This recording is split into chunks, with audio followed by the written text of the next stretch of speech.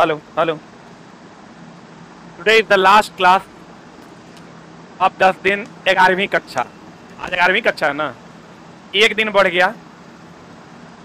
हमारा टारगेट था 10 दिन 10 कक्षा का।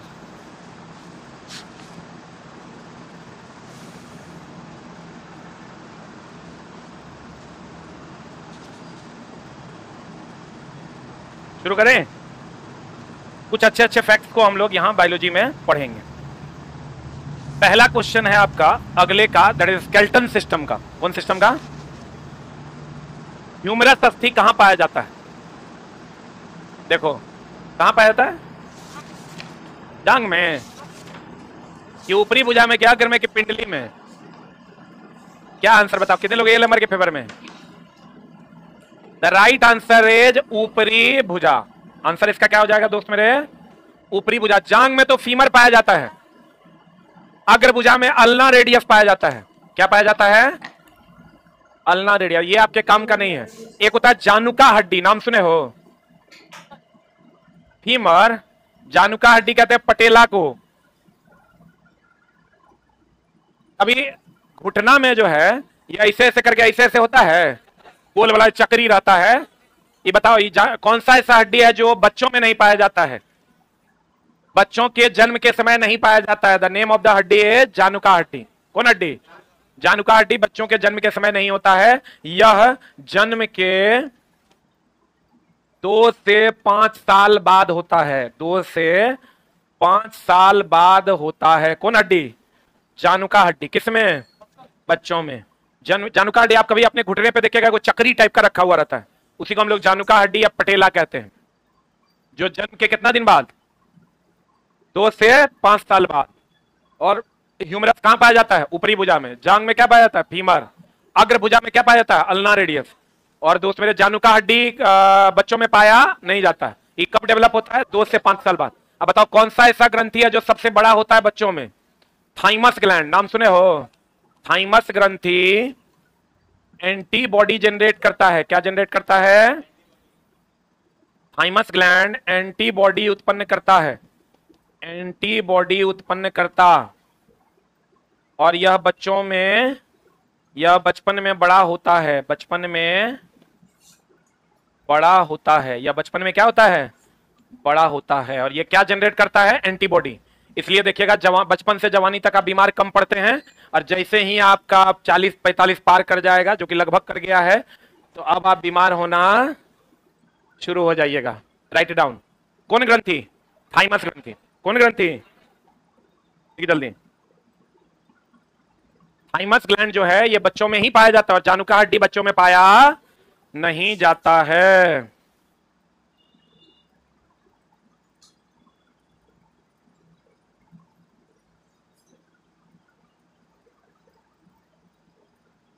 लिखा?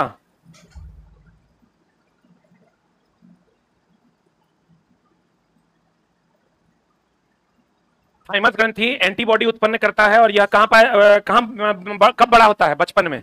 जानुका हड्डी 2 से 5 साल तक नहीं होता, ये डेवलप होता है 2 से 5 साल तक। जांग में क्या होता है? फीमर। ऊपरी भुजा में क्या होता है? ह्यूमरस। आग्र भुजा में क्या होता है? Ulna radius. अगला क्वेश्चन है आपका, दांतों पर जमी परत बनी होती है केवल भोजन की, भोजन के कण और थूक की, भोजन के कण, थूक और मुखअम्ल की, भोजन के कण, थूक, मुखअम्ल और बैक्टीरिया, चारों है ना? अब बताओ मुख की अगर हम बात करें तो मुख अम्लीय कि क्षारीय है? अम्लीय। सड़न इसमें कब होता है? जब पीएच मान 5.5 से कम की ज्यादा, पीएच मान 5.5 से कम होता है। दोस्त मेरे आप बताइए हमको, दांत का बाहरी भाग क्या कहलाता है? दांत का जो बाहरी भाग होता है उसको क्या कहते हैं? एनामेल कहते हैं। अंदरूनी वाले भाग को क्या कहते हैं? बताओ, ये बहुत कम लोगों को पता होता है। दांत के बाहर वाले भाग को सब जानता है, एनामेल कहते हैं। अंदरूनी वाले भाग को डेंटाइन कहते हैं। लिख लो, अंदरूनी वाले भाग को डेंटाइन कहते हैं। दांत के बाहरी वाले भाग को क्या कहते हैं? एनामेल। अंदरूनी वाले भाग को क्या कहते हैं? डेंटाइन। टूथपेस्ट कैसा होता है? टूथपेस्ट होता है क्षारीय। तब ना आपके सड़न कोई खत्म कर देता है, क्योंकि आपका मुख होता है अम्लीय, अम्ल क्षार मिलकर लवण और जल बना देता है। दांत के बाहरी भाग को क्या कहते हैं? एनामेल। अंदरूनी वाले भाग को क्या कहते हैं? डेंटाइन।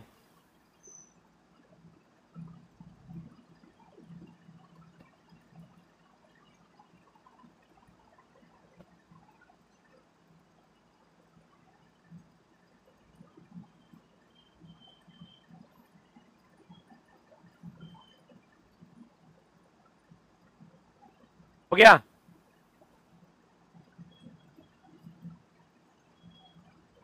अरे वाह, बाहरी भाग को क्या कहते हैं? एनामेल। अंदरूनी वाले भाग को क्या कहते हैं? डेंटाइन। और मुख कैसा होता है? अम्लीय। ये वो क्वेश्चन चला हमेशा पूछता है कि बताओ पित्त रस का निर्माण कहां होता है?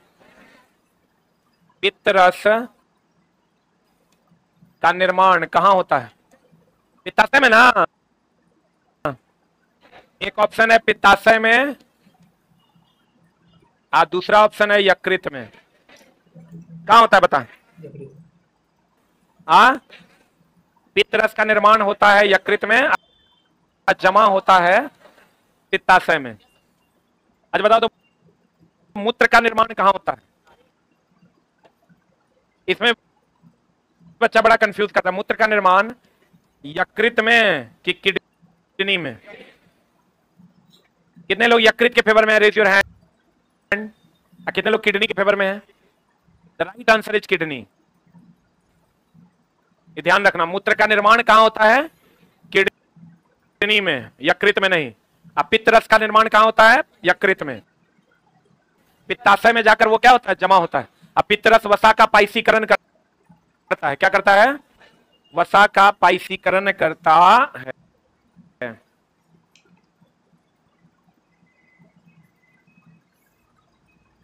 मूत्र का निर्माण कहां होता है? किडनी में। और रक्त को छानता कौन है? किडनी कि फेफड़ा? रक्त को छानता है किडनी, अब फेफड़ा ऑक्सीजन देकर क्या करता है? शुद्ध करता है। और यहाँ काम फेफड़ा का कौन भाग करता है? एल्वियोली। कौन करता है? एल्वियोली करता है। लिख लिया? आंसर इसका क्या हो जाएगा? डी।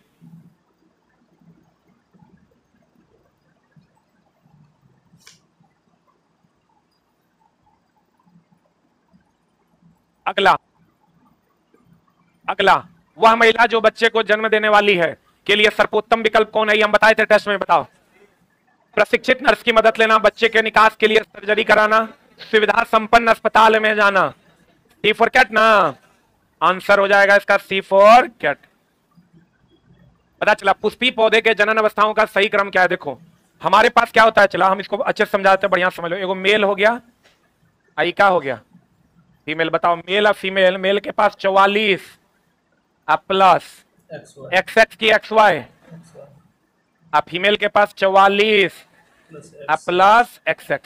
बताओ इसको दो भाग में बांटोगे तो ये जब टूटेगा तो 22 प्लस X, अब 22 प्लस Y, आई टूटेगा 22 प्लस X, सही टूटेगा 22 प्लस X ना। दोस्त मेरे, ये जो आपको दिख रहा है ये युग्मक है। क्या है ये? युग्मक है। ई एकरा से अगर मिल जाएगा अब ये बना देगा युग्मनज। युग्मनज से बनेगा भ्रूण, अब भ्रूण से बनेगा नवोद्भेद। एक मिनट होल्ड डाउन। ये जो 22 प्लस X क्या है? युग्मक है। ये भी युग्मक है, ये भी युग्मक है, ये भी युग्मक है। युग्मक जब मिल जाएगा क्या बनाएगा? युग्मनज। तो बता ऑर्डर क्या हो जाएगा? युग्मक, युग्मनज और भ्रूण ना। अब भ्रूण के बाद क्या बनाएगा? नवोद्भेद। अब आंसर बता दो क्या होगा? What is the answer? जल्दी लिख।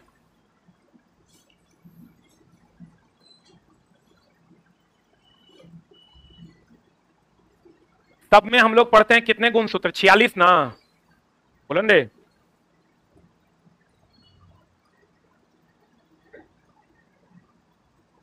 जल्दी लिख।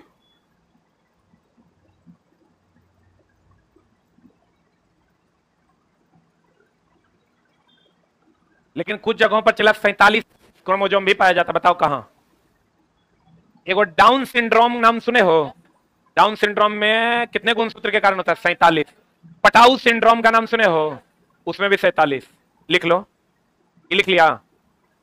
आंसर बता दो क्या हो जाएगा? ए की भी किसी लिखना। लिख लिए? अरे लिखे। युग्मक से क्या बनता है? युग्मनज। युग्मनज से क्या बनेगा? भ्रूण। भ्रूण से क्या बनेगा? नवोद्भिद। युग्मक और युग्मनज में बच्चा बड़ा कंफ्यूज रहता है, तो लिखेगा डाउन सिंड्रोम। डाउन सिंड्रोम और पटाऊ सिंड्रोम में गुणसूत्रों की संख्या 47 होती है, 47 होती है। लिखा। आज बताओ तो ये जो ट्रांसजेंडर पैदा होता है उसके लिए कितना, कौन सा सिंड्रोम होता है? क्लेनेफिल्टर सिंड्रोम। क्लेनेफिल्टर सिंड्रोम, इसमें 44 प्लस एक्स, एक्स आएगा और क्या? वाई। इसमें होता है वाई आ गया तो होता है फीमेल कैरेक्टर, लेकिन दिखता कैसा है? मेल के जैसा। इसी से पैदा होता है, तो उसमें Klinefelter syndrome. Patau syndrome, Down syndrome, इसमें कितना क्रोमोसोम होता है? 47। इसमें कई गो हो गया? 44 प्लस एक्स, एक्स और क्या? वाई। 44 2 46 1 47 से क्रोमोसोम हो गया रे। 44 3 कितना हो गया? 47। और ये किसमें होता है? ट्रांसजेंडर में। यही 3 को है 47 क्रोमोसोम वाला। इसका आंसर बताओ। गर्भ निरोधक गोली में क्या क्या होता है? प्रोजेस्टेरोन और एस्ट्रोजन का गौण मिश्रण। गौण मिश्रण। ये फीमेल हार्मोन है कि मेल हार्मोन है? अभी चला जब देखोगे रेलवे के एग्जाम में सबसे ज्यादा गर्भ निरोधक, गर्भ से रिलेटेड सवाल पूछ रहा है सबसे ज्यादा, मतलब 60% के आसपास सवाल उसी से है। प्रोजेस्टेरोन और एस्ट्रोजन मेल हार्मोन है कि फीमेल सेक्स हार्मोन है? फीमेल सेक्स हार्मोन है। Testosterone male sex hormone. तो कहेगा आपको गर्भ निरोधक, बताओ कहेगा सबसे बढ़िया विधि क्या है गर्भ से बचने के लिए? सबसे अच्छी विधि कौन? ऑपरेशन। सबसे खराब विधि क्या है? सबसे खराब विधि है गर्भ निरोधक गोलियां। गोली खाने से बहुत सारे हार्मोन्स अनबैलेंस हो जाते हैं। तुरंत अपनाने वाली विधि भी कौन है? गोली। सबसे अच्छी विधि क्या है? ऑपरेशन। सबसे खराब विधि क्या है? गोली, क्योंकि इसमें हार्मोन्स क्या हो जाते हैं? अनबैलेंस हो जाते हैं, जिसके कारण हार्ट की समस्याएं होती है, अलग अलग समस्याएं होती है। अगला, निम्नलिखित चित्र मानव मादा प्रजनन प्रणाली के खंडीय दृश्य को दिखा रहा है। ये मादा प्रजनन प्रणाली है। ए और बी द्वारा निम्नांकित भागों का सही कार्य बताने वाले विकल्प का चयन कीजिए। बताइए कौन होगा? ए और ये बी। बी तो चला कंप्लीट है कि यहां पर भ्रूण का प्रत्यारोपण होगा। ये अंडाणु का निषेचन, यहां अंडाणु यही ना बनता है। यहां क्या बनता है? अंडा। यहां से स्पर्म हम लोग डालते हैं, तो कहते हैं अंडाणु। अंडाणु क्या होगा? आंसर बता। ए के पास क्या होता है और बी के पास? तो ए यहां है, ए यही ना है, अब बी यहां है, तो हमको लगता है ए अंडाणु। ए अंडाणु कभी हो सकता है? ए यहां अंडाणु, यहां ना अंडाणु। फिर कहता है अंडाणु का निषेचन ए के पास। ये भी नहीं होगा। ए के पास अंडाणु का निषेचन होता है, बी के पास होता है? अरे निषेचन कहां होता है? अंडाणु यहां ना बनता है। आंसर हमको लगता है सी हो जाएगा। क्या? भ्रूण का प्रत्यारोपण ए के पास, अंडाणु का निषेचन कहां पर? बी के पास। आपको पूछेगा निषेचन कहां होता है? गर्भ में कि फेलोपियन ट्यूब में? यही चला, फेलोपियन ट्यूब है, यहीं पर निषेचन होता है। गर्भ में भ्रूण का क्या होता है? विकास होता है। गर्भ में भ्रूण का क्या होता है? विकास। डिजीज की अगर हम बात करें, बताओ एचआईवी, अभी चला बहुत ज्यादा मरीज इसके पाए जा रहे हैं। एचआईवी एड्स के संचरण को रोकने के लिए कई विधियां अपनाई जाती है। दिए गए कथनों में कौन सा गलत है? मच्छरदानी के उपयोग से एचआईवी से बचा जाएगा? एचआईवी मच्छर के द्वारा फैलता नहीं है, यही तो गलत हो गया। मच्छरदानी का उपयोग एचआईवी संक्रमित मच्छर के काटने को रोकना गलत है। दवाओं के दुरुपयोग के माध्यम से संचरण, विशेषकर सुइयों को साझा करना होगा। जिम्मेदारी पूर्ण यौन व्यवहार ना अपनाना। कान छिदवाने, एक्यूपंक्चर आदि जो करता है वो एक को यंत्र लेकर सब कुछ छिदले फिरता है, तो वहां पर चला मामला हो जाएगा गड़बड़।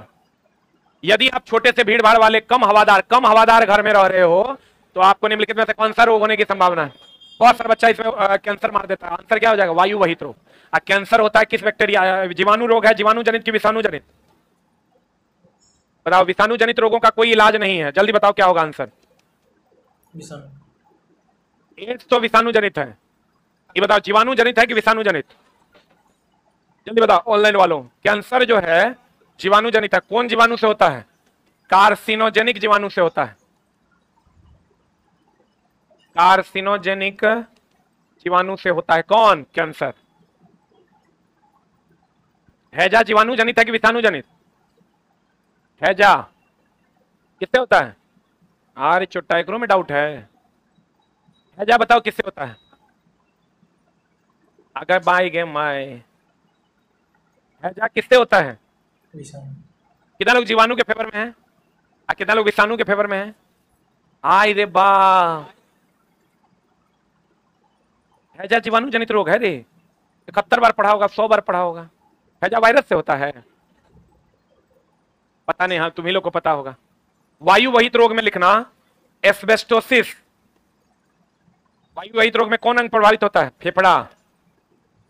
एस्बेस्टस, उद्योग में काम करने वाले लोगों को एस्बेस्टोसिस होता है, और ये सबसे ज्यादा सीमेंट इंडस्ट्री में काम कर रहे लोगों को होता है।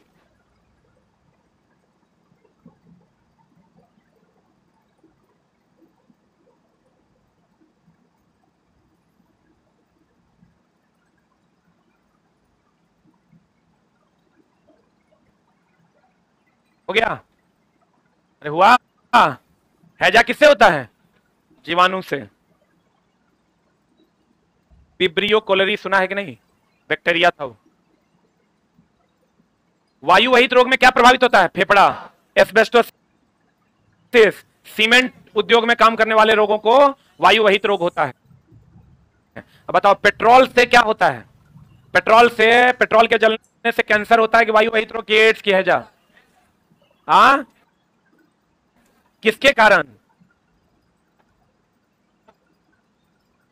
पेट्रोल में सीसा होने के कारण क्या होता है? क्या होता है रे? कैंसर। पेट्रोल में सीसा होने के कारण क्या होता है? कैंसर।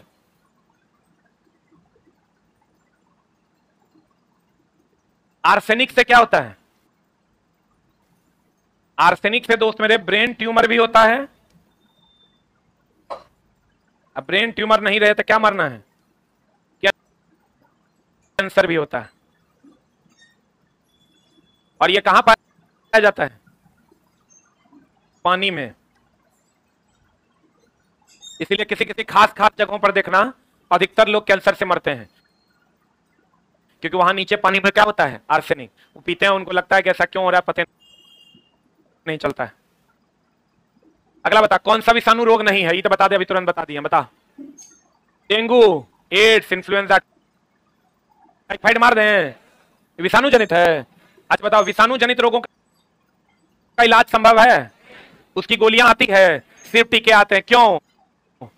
क्योंकि उसका रासायनिक गुण हमेशा बदलते रहता है, इसलिए एंटीबायोटिक आता है, एंटीबैक्टीरियल वायरल नहीं आता। लिखिएगा, विषाणु जनित रोगों का इलाज संभव नहीं है, केवल टीका ही संभव है। विषाणु जनित रोगों का इलाज संभव नहीं है, केवल टीका संभव है।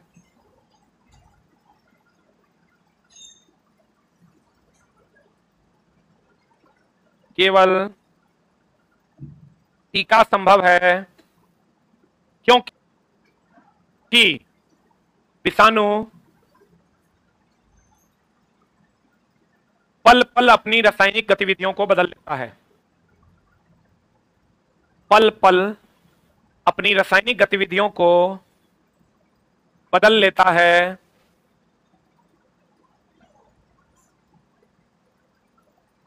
जिसे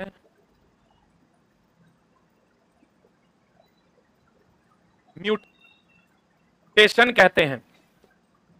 जिसे क्या कहते हैं? म्यूटेशन कहते हैं। बताओ, ये क्वेश्चन हमेशा आता है, एनसीईआरटी में भी है। क्रिस्टल के रूप में कौन रहता है? बताएं हम बहुत बार, जीवाणु रहता है कि विषाणु रहता है? अरे क्रिस्टल के रूप में कौन रहता है? जीवाणु की विषाणु? जीवाणु की विषाणु? क्रिस्टल के रूप में रहता है कौन? विषाणु, क्योंकि अति निम्न ताप पर भी मरता नहीं है। क्रिस्टल के रूप में कौन रहता है? विषाणु, क्योंकि अति निम्न ताप पर भी मरता नहीं है। बताओ, डेंगू में कौन सा अंग प्रभावित होता है? ब्लड का कौन सा भाग प्रभावित होता है? प्लेटलेट ना। अब प्लेटलेट का काम क्या है? रक्त का थक्का बनाना। अब भैया ये कम हो जाएगा ना, तो जरा सा भी रक्त कहीं से बह जाएगा तो बह जाएगा। इन्फ्लुएंजा एड्स में क्या कौन सा अंग प्रभावित होता है? इम्यूनिटी। जिसको एड्स होगा उसको धाए धाए सर्दी खांसी बुखार लगेगा। तो समझ लो ओकरा मामला जो है गड़बड़ा रहा है। आप लोग में से किसी को नहीं ना है?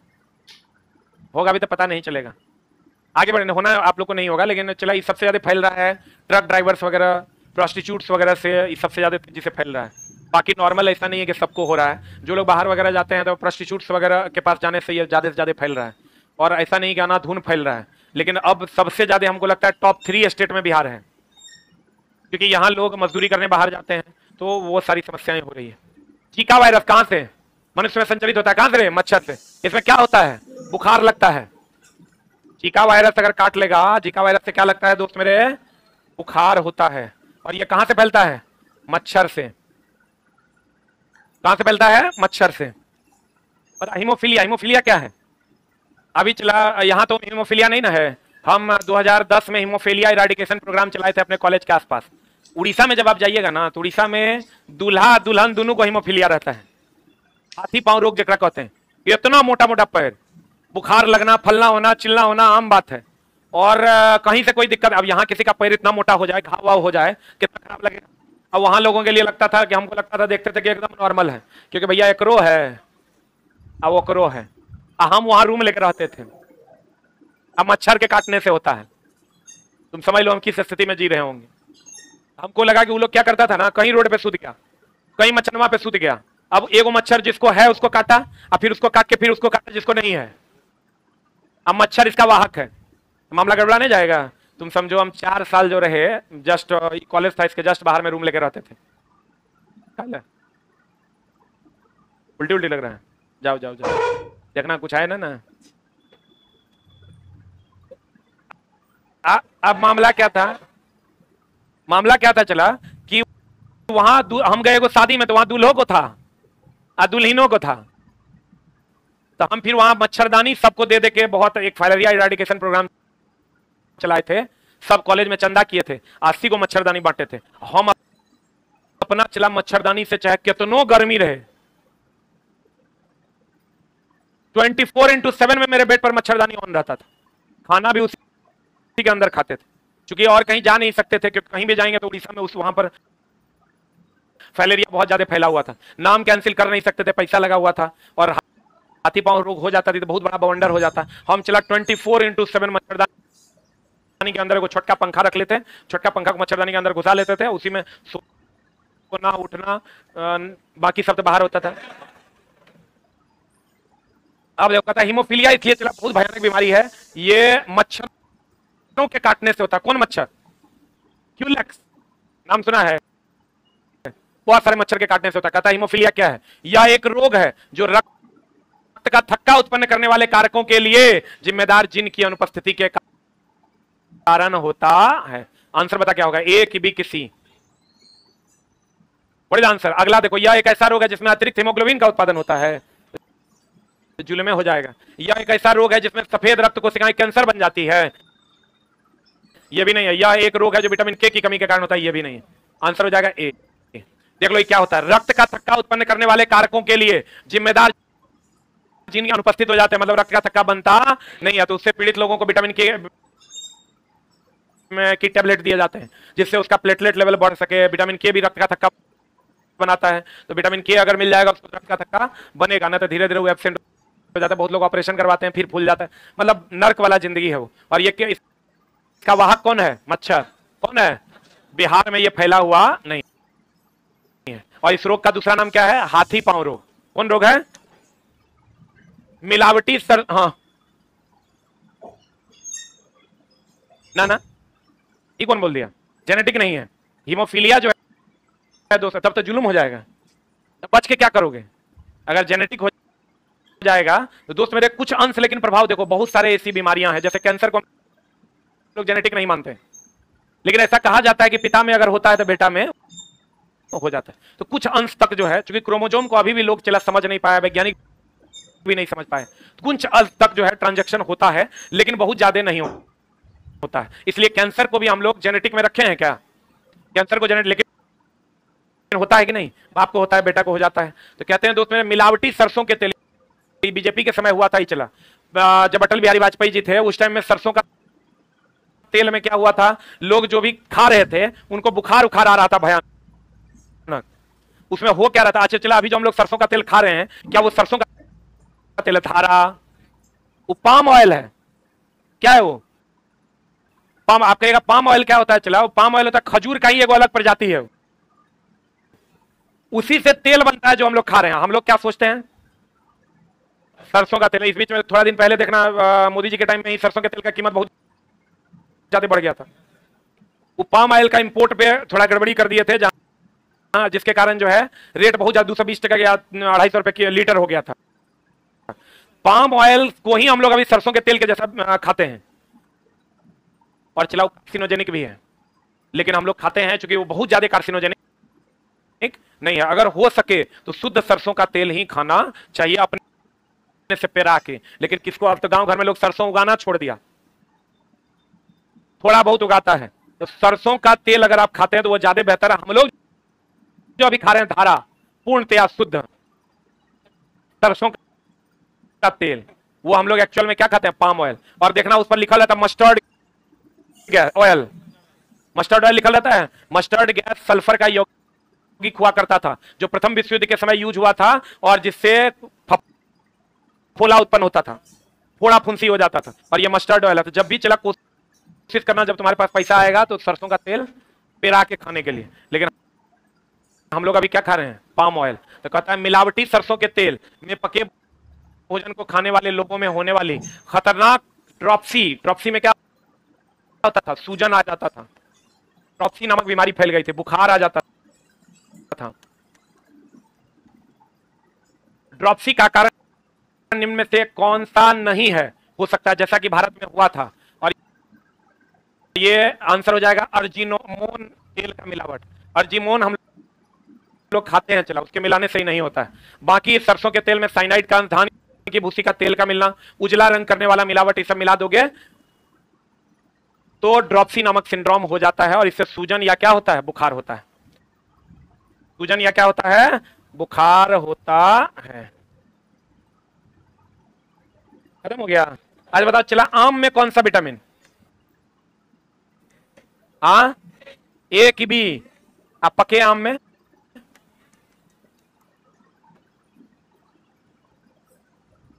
कच्चा आम में का, पक्का आम में? अब बताओ कच्चा आम में कौन? ए की बी की सी? सी। या पके आम में ए। ये ध्यान रखना, कच्चा आम में क्या? सी। या पके आम में क्या? ए। विटामिन ए का सबसे बढ़िया स्रोत कौन है? पपीता। कौन? गाजर, पपीता, ये सब सबसे अच्छे स्रोत में से आता है। हो गया? अरे बोलो। साइनाइड जो है, साइनाइड जहर है, जहरीला पदार्थ है। ये जो चला वो क्या कहते हैं उसको, आतंकवादी सब साइनाइड है, चाट के चला मर जाता है। हम लोग कहते हैं हीरा चाट के मर गया। साइनाइड, मिथाइल आइसोसाइनाइड, इसी से ना भोपाल गैस कांड हो गया था 3 दिसंबर 1984 को। कंपनी का नाम क्या था? Union carbide. साइनाइड एक जहरीला पदार्थ है। That's the ending of your class. 10 दिन 11 कक्षा आपकी समाप्त हुई। और दोस्त मेरे, हम सबको बार बार कहते हैं, जो भी लोग तैयारी कर रहे हैं, आप फिजिक्स पे को 60% फोकस कीजिए, और केमिस्ट्री को लगभग 60 नहीं तो कम से कम इसको 50 तो कर ही लीजिए। 50, 35।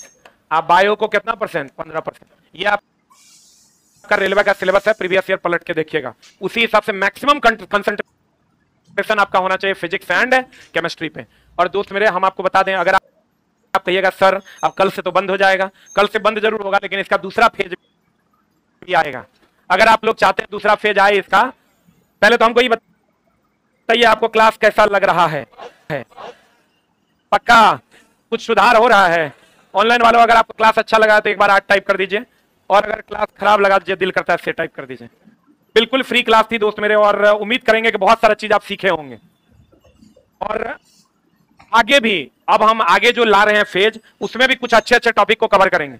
इस बार जो आपने सीखा, हीट के बहुत सारे सवाल आपने सीखे, वर्क पावर एनर्जी का बहुत सारा सवाल आपने सीखा, केमिस्ट्री में रिएक्शंस बहुत सारे आपने देखे, एकल उत्पाद, एक उत्पाद का टूटना वगैरह वगैरह, बहुत सारी चीजें हमने कोशिश किया पढ़ाने की। और दोस्त मेरे, इसका अगला फेज भी आएगा, उस पर काम चल रहा है। अगला फेज भी बहुत जल्द आपकी सेवा में उपस्थित होगा। अगर आपका डिमांड रहा तो फिर तीसरा फेज भी आएगा, ठीक है। और इसका कम से कम 2-3 फेज तो आएगा ही आएगा। और जो लोग चाहते हैं कि नहीं सर हम डेली क्लास करना चाहते हैं, दोस्त मेरे, डेली रात में 9:30 बजे रात में पीएम में बिल्कुल फ्री क्लास चलता है, फुल सेट का। 9:30 बजे हम आते हैं, 75 क्वेश्चन और कभी कभी तो 100 क्वेश्चन का। 2 से 2.5 घंटा आप डेली रात में हमको 9:30 से 11:30 तक दीजिए। आप जहां दिल करता है वहां पढ़िए, लेकिन 2 घंटा अगर आप डेली रेलवे के लिए हमको दे देते हैं एकदम रूटीनबद्ध तरीके से, आप विश्वास कीजिए हम आपका काम 100% कर देंगे। हमारे पेड कोर्सेस में मत जुड़िए, 1 भी टका अगर निकालते भी हैं तो उस वीडियो को स्किप कीजिए, लेकिन जितना फ्री क्लासेस है आप उसको कोशिश कीजिए दोस्त मेरे कर लेने का। आप विश्वास कीजिए उससे आपका मेरिट 100% बन जाएगा। कोई भी पेड क्लास अगर लगे, अल्लाह आएंगे हम अच्छी चीजों को डिसाइड करके लाते हैं ताकि बच्चे हमसे जुड़ सकें, जिससे बच्चों को फायदा हो। आपको नहीं दिल करे आप मत जुड़िए, कोई दिक्कत नहीं है, लेकिन फ्री क्लासेस जो आते हैं यूट्यूब के ऊपर उसको जरूर कीजिए। संडे टू संडे डेली 9:30 बजे रात में ही आता है, तो जो लोग नहीं जानते हैं उसको फॉलो कीजिए। और दूसरा, हमारे यहाँ ऑफलाइन में अगर आप आते हैं तो ये वाली रूटीन हम सबको कहते हैं बच्चे फॉलो करो। जो लोग नहीं कर रहे हैं जरूर कीजिए। मैथ, करंट अफेयर्स, ये शनिवार रेलवे के लिए ये दोनों शेड्यूल है। सुबह 8 बजे से मैथ चलता है, बिल्कुल फ्री होगा सैटरडे को, और सैटरडे को ही 11 बजे से करंट अफेयर्स है। जो बच्चे करंट अफेयर्स को रेगुलर फॉलो करेंगे, आप विश्वास कीजिए अलग से उसको करंट अफेयर्स नहीं पढ़ना पड़ेगा, 2 घंटा लेकिन हर शनिवार को पढ़ना पड़ेगा। उसके बाद आप जनरल अवेयरनेस कर सकते हैं कुणाल सर का संडे को 9 से 11, and very very important reasoning Gaurav sir का आप कर सकते हैं संडे को 4 से 6 में। ये 3 को, math, current affairs, general awareness और रीजनिंग, ये तीनों क्लास इसी टाइम पे यूट्यूब पे बिल्कुल फ्री है। ऑफलाइन में अगर आप आ सकते हैं तो ऑफलाइन में आइए, लेकिन कोशिश कीजिए दोस्त मेरे पढ़ने का। समय आपका भी बीत जाएगा, 6 महीने में 6 को एग्जाम हो जाना है। कोशिश कीजिए कि इस महीने को, इस 6 महीने को अच्छे से गुजारें, ताकि अगला जो पूरा जीवन है वो आपका अच्छे से गुजरे। कहते हैं जो सोएगा सो खोएगा, जो जागेगा सो पाएगा। तो सैटरडे संडे